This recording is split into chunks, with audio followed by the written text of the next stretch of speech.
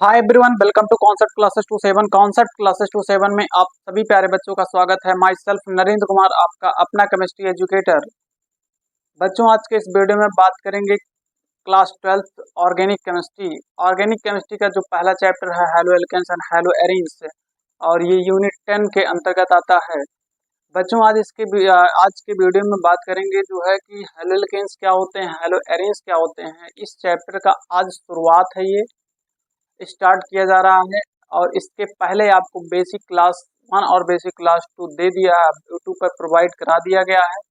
यदि आप basic class 1 और बेसिक क्लास 2 नहीं देखे हैं तो वीडियो के डिस्क्रिप्शन में लिंक दिया गया है, लिंक पर क्लिक करें और बेसिक क्लास 1 और बेसिक क्लास 2 को देखें और फिर इस क्लास में आप आइए तो क्लास बेहतर समझ में आएगा। तो चलिए शुरू करते हैं, लेकिन उससे पहले यदि आप हमारे चैनल पर नए हो तो चैनल को लाइक करें और चैनल को सब्सक्राइब करना ना भूलें। तो चलिए शुरू करते हैं। बच्चों, आज के इस वीडियो में बात कर रहे हैं कि चैप्टर जो क्लास 12th है, केमिस्ट्री यूनिट नंबर 10 है। चैप्टर का नाम है हैलो एल्केन्स एवं हैलो एरीन्स। इंग्लिश में भी बोलते हैं हैलो एल्केन एंड हैलो। अब समझते हैं कि हैलो एल्केन्स क्या होते हैं, हैलो एल्केन्स किसे कहते हैं। बच्चों, मैं हैलो एल्केन्स आप कैसे समझ सकते हो, जैसे एल्कीन जानते हो, एल्कीन से एक हाइड्रोजन को निकाल दिया जाए और उस एक हाइड्रोजन को निकालने के बाद वहां कोई यक्स आकर के जुड़ जाता है तो वो जो यौगिक बनता है उसे हम हैलो एल्केन्स बोलते हैं। जैसे मान लीजिए CH4 है, CH4 से कोई का हाइड्रोजन निकल गया और उस हाइड्रोजन की जगह पे कोई एक्स एटम्स आकर के जुड़ जाता है तो उस कंपाउंड को हम बोलते हैं हैलो एल्केन। आई बात समझ में? तो चलिए समझते हैं कि हैलो एल्केन्स क्या होता है। यहाँ पे हमने लिख रखा है कि हैलो एल्केन्स क्या होते हैं। हैलो एल्केन्स को हम एल्किल हैलाइड भी बोलते हैं। यदि आप एल्किल नहीं जानते हो कि एल्किल ग्रुप क्या होता है तो आप बेसिक क्लास 1 को देखिए कि एल्किल ग्रुप क्या होता है।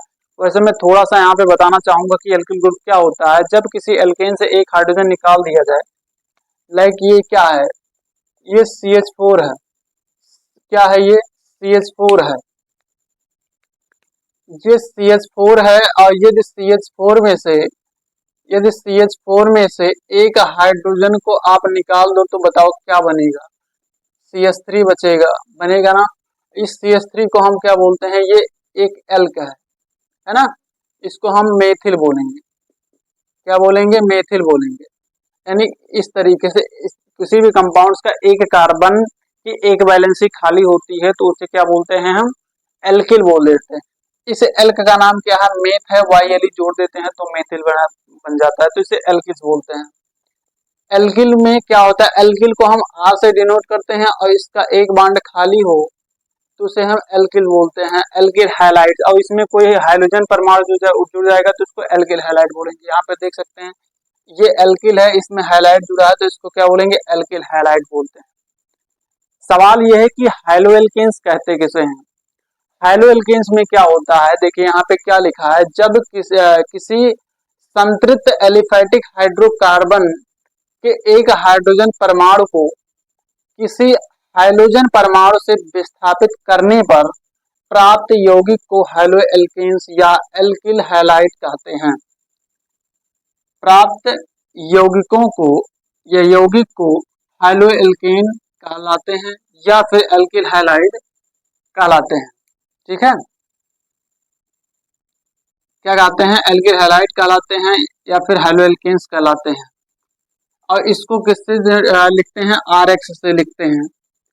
इनका सामान्य सूत्र क्या होता है? सामान्य सूत्र होता है CnH2n + 2x होता है। CnH2n + 1x का क्या मतलब है, मैं यहाँ पे बताना चाहूंगा आपको। CnH2n + 1x का क्या मतलब है कि यदि यहाँ पर नंबर n क्या है, नंबर ऑफ कार्बन है, कार्बन एटम्स हैं, और यहाँ पर क्या होगा, जितना कार्बन, हाँ, 2 गुना हाइड्रोजन होगा, 2 गुने से एक ज्यादा हाइड्रोजन होगा। जैसे मान लो कार्बन कितना लिए, 2, n का मान 2 का, तो यहाँ पर हाइड्रोजन 2 2 4 और 1 5 और x, तो ये क्या कहलाएगा? एक एल्किल हैलाइड कहलाएगा। ये क्या है? एल्क ही है, R और X जोड़ दो इसमें तो इसके एल्किल हैलाइड होगा। इसका क्या नाम होगा? एथिल हैलाइड्स बोलेंगे। इसका क्या नाम होगा? Ethyl halide. तो ये CN इस तरीके से इसका जनरल फार्मूला होता है। आइए समझते हैं। एक चीज यहाँ पे लिखा है संतृप्त एलिफैटिक हाइड्रोकार्बन। क्या संतृप्त का मतलब ये होता है कि ऐसे हाइड्रोकार्बन जिसकी वैलेंसी पूर्ण रूप से कंप्लीट हो, वो अपने चारों बॉन्ड के साथ सिंगल सिंगल बॉन्ड के साथ अटैच्ड हो। जैसे मान लीजिए कार्बन है, कार्बन किसी हो सकता है कार्बन कार्बन के साथ या फिर किसी अन्य एटम्स के साथ सिंगल सिंगल बॉन्ड के साथ, मतलब फिर वह किसी अन्य तत्व के साथ बॉन्ड नहीं बना सकता है। तो ऐसे इस प्रकार के हाइड्रोकार्बन को संतृप्त एलिफैटिक हाइड्रोकार्बन कहा जाता है। संतृप्त एलिफैटिक हाइड्रोकार्बन के एक परमाणु को किसी हाइड्रोजन परमाणु से, हाइड्रोजन परमाणु मतलब एक्स, और एक्स मतलब होता है फ्लोरीन, क्लोरीन, ब्रोमीन और आयोडीन। आई बात समझ में? किससे? हाइड्रोजन परमाणु से विस्थापित का मतलब हाइड्रोजन को हटा करके हाइड्रोजन के स्थान पर एक्स लग जाना, मतलब एक्स की जगह फिर फ्लोरीन, क्लोरीन, ब्रोमीन लग जाना, वो क्या कहलाएगा? फिर एल्किल हैलाइड कहलाएगा। यदि एल्क एक कार्बन का है तो मेथिल हैलाइड्स कहलाएगा, है ना।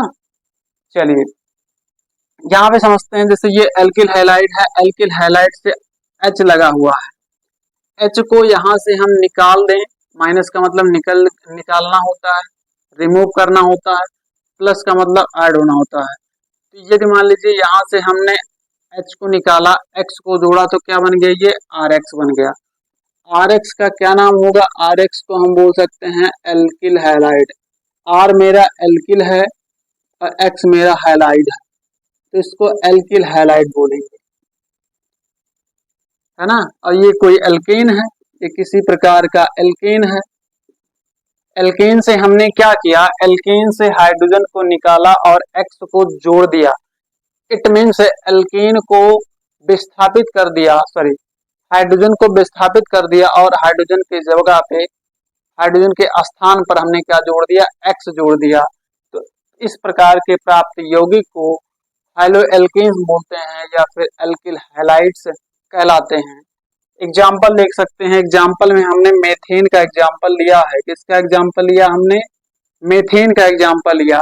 अब मेथेन से मान लो ये हाइड्रोजन हमने इसको क्या किया? हाइड्रोजन परमाणु की सहायता से इसको विस्थापित कर दिया।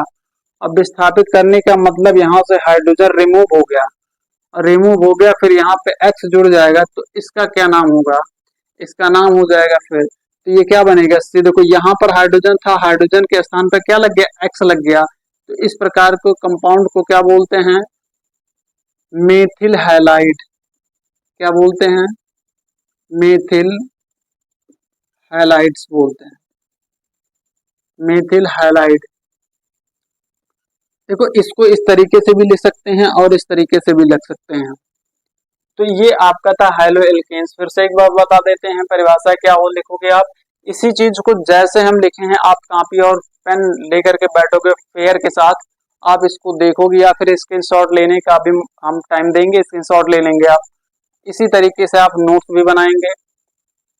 फिर से एक बात सुनिए कि हाइलो एल्केन्स क्या होता है? किसी संतृप्त एलिफैटिक हाइड्रोकार्बन के एक हाइड्रोजन परमाणु को किसी हाइड्रोजन परमाणु द्वारा विस्थापित करने पर प्राप्त यौगिक हाइलो एल्केन या फिर एल्किल हैलाइड हाइलो एल्केन कहलाते हैं या एल्किल हैलाइड RX कहलाते हैं। इनका सामान्य सूत्र CN या फिर RX होता है। ये हमने एग्जाम्पल लिख दिया। इसमें एक चीज आपको और बताएं हम, इसमें आपको एक चीज और बता दें कि यहाँ पर जो हाइलो एल्केन में जो कार्बन होता है वो उसमें जो इसका जो C बॉन्ड X होता है, इसका जो C बॉन्ड X है, इसका जो C बॉन्ड X है वो sp3 हाइब्रिडाइज्ड होता है, sp3 संकृत होता है। इस बात को ध्यान में रखें। हाइलो एल्केन का जो C बॉन्ड X होता है वो sp3 हाइब्रिडाइज्ड होता है। sp3 हाइब्रिडाइज्ड का मतलब क्या होता है? sp3 संकृत का क्या मतलब है? संकरण आप 11th में पढ़ के आए होंगे कि संकरण क्या होता है। संकरण आपको कैलकुलेट नहीं करना आता है किसी कंपाउंड में, तो आप संकरण का एक वीडियो हमने दे रखा है, डिस्क्रिप्शन में लिंक मिल जाएगा, पहले उस वीडियो को देख लें कि संकरण कैसे निकाला जाता है ऑर्गेनिक कंपाउंड्स में, वहां से आपको आसान। फिर भी आज मैं थोड़ा सा बताना चाहूंगी कि संकरण कैसे यहाँ पर sp3 है।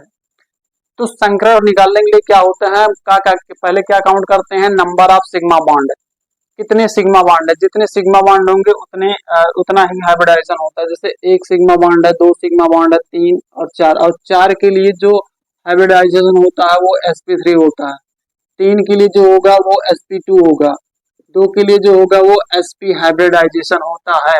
ऑर्गेनिक कंपाउंड में बेसिकली ऑर्गेनिक कंपाउंड में जो हाइब्रिडाइजेशन होता है वो तीन प्रकार का होता है, sp3, sp2 और sp। ये ऑर्गेनिक कंपाउंड में हाइब्रिडाइजेशन होते हैं। यदि नंबर ऑफ सिग्मा बॉन्ड या फिर एलपी को काउंट करने के बाद नंबर आता है 4 तो हाइब्रिडाइजेशन होगा sp3। यदि नंबर ऑफ सिग्मा बॉन्ड और लोन पेयर ऑफ इलेक्ट्रॉन्स किसी कंपाउंड्स में है उसको जोड़ने पर 3 आता है तो संकरण होगा sp2। यदि नंबर ऑफ सिग्मा बॉन्ड या फिर एलपी दोनों को काउंट करने के बाद अगर जो नंबर आता है 2 तो संकरण क्या होगा, sp। ठीक है, sp3, sp2, sp ये तीन प्रकार के संकरण होते हैं। आपको एक चीज और बता दें कि वैसे lone pair of electrons organic compound में बहुत कम देखने को मिलता है, कहीं होगा तो सिग्मा बॉन्ड देखेंगे और एलपी देखेंगे। मान लो सिग्मा बॉन्ड कैलकुलेट किए 3 आया, एक एलपी आ गया तो दोनों को जोड़ेंगे तो 4 और 4 के लिए क्या होगा, sp3 होगा। इस तरीके से आप कैलकुलेट करेंगे। ज्यादा डिटेल हाइब्रिडाइजेशन के बारे में जानना हो तो वीडियो के नीचे डिस्क्रिप्शन में हाइब्रिडाइजेशन का लिंक दिया हुआ, वहां पर जाकर के पहले हाइब्रिडाइजेशन देखें कि ऑर्गेनिक कंपाउंड्स में, ऑर्गेनिक यौगिक में संकरण कैसे निकाला जाता है, तो चैप्टर बेहतर समझ में आएगा। चलिए आगे चलते हैं।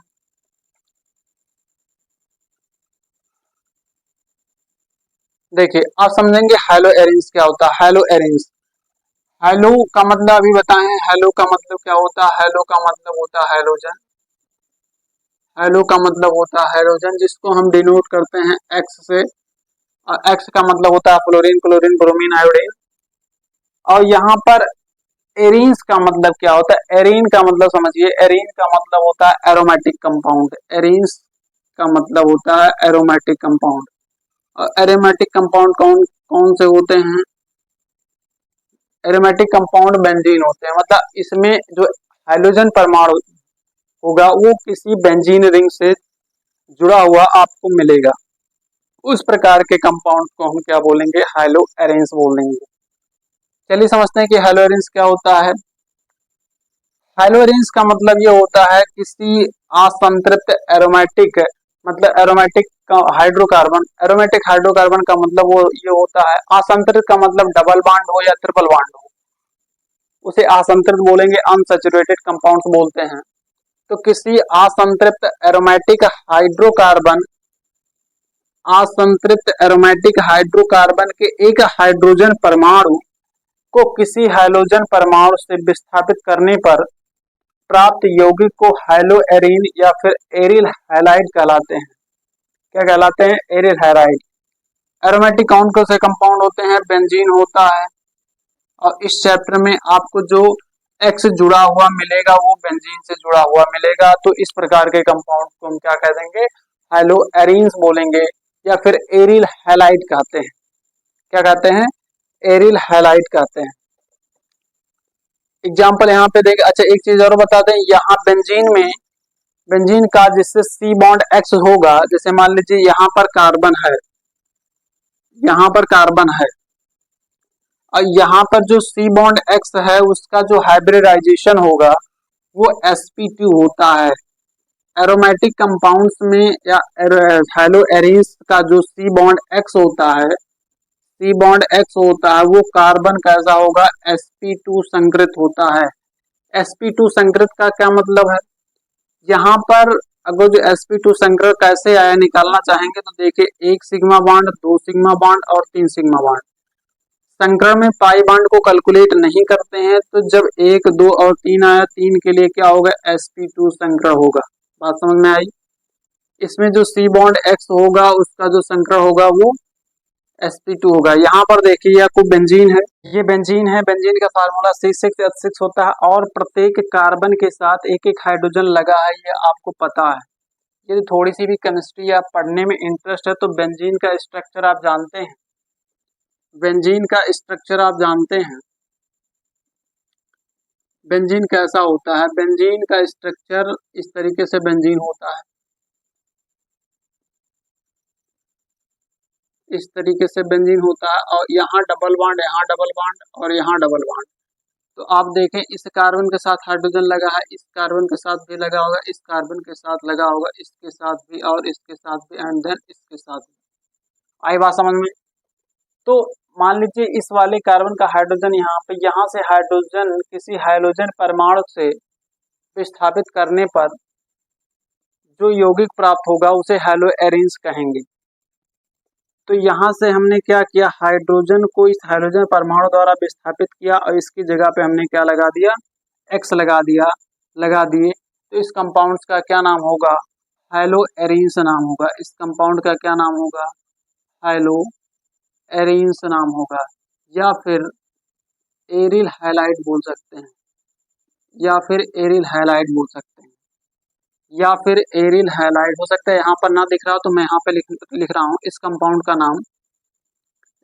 का नाम होगा हैलो एरिन्स, हैलो एरिन्स। या फिर इसी कंपाउंड का नाम हम लिख सकते हैं aryl halide, aryl halide. Aryl halide को हम ARX लिखते हैं, एरिल हैलाइड को हम ARX लिखते हैं। तो ये था आपका हैलो एल्केन्स और हैलो एरिन्स। आज के इस वीडियो में चैप्टर को स्टार्ट किए हैं। तो सिर्फ आज के वीडियो में हम ये समझे हैं कि हैलो एल्केन्स क्या होता है और हैलो एरिन्स क्या होता है। यदि वीडियो समझ में आ रहा है या समझ में आ गया हैलो एल्केन्स और हैलो एरिन्स क्या है, तो पेयर निकालिए, कॉपी में लिखना स्टार्ट कीजिए, क्योंकि अब समय आपके पास ज़्यादा नहीं है। डेली एक वीडियो आपका इस चैप्टर का मिलेगा। अभी पार्ट सेकंड स्टार्ट किए हैं, पार्ट सेकंड का पहला चैप्टर स्टार्ट हुआ। धीरे धीरे आपको वीडियो पर डे एक वीडियो 2 वीडियो मिलेगा। कल हम लोग पढ़ेंगे कि RX और ARX या फिर हैलो एल्केन या फिर हैलो एरिन्स का वर्गीकरण कैसे करते हैं। वर्गीकरण कल पढ़ा जाएगा हैलो एल्केन्स का और हैलो एरिन्स का। बहुत मजा आने वाला है, बहुत ज़्यादा मजा आएगा। पढ़े, आप मन लगा के पढ़िए और मैं गारंटी देता हूँ कि जितना पढ़ा रहा हूँ, यदि आप डेली पढ़ रहे हैं तो आपका बेहतर नंबर आएगा। तो चलिए आज के लिए बस इतना है। मैं सोच रहा हूँ कि वीडियो ज़्यादा लंबा ना हो, क्योंकि वीडियो ज़्यादा लंबा हो जाएगा तो आप उसको देख नहीं पाओगे। ज़्यादा वीडियो लंबा हो जाता है तो अक्सर बच्चे देखते नहीं। तो चलिए आज के लिए बस इतना ही। थैंक यू सो मच, धन्यवाद।